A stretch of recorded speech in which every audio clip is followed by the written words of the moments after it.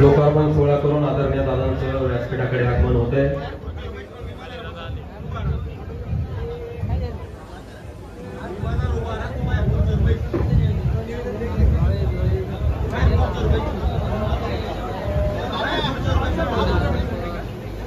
कळवण सुरगाणा विधानसभा मतदारसंघाचे आमदार नितीन भाऊ पवार यांचं या ठिकाणी आगमन झालंय। राष्ट्रवादी काँग्रेसचे जिल्हा अध्यक्ष ॲडव्होकेट रवींद्र नाना पगार यांचंही या ठिकाणी आगमन झालंय। शिवसेनेचे जिल्हाध्यक्ष बाबूलाल तांबडे यांचं या ठिकाणी आगमन झालंय।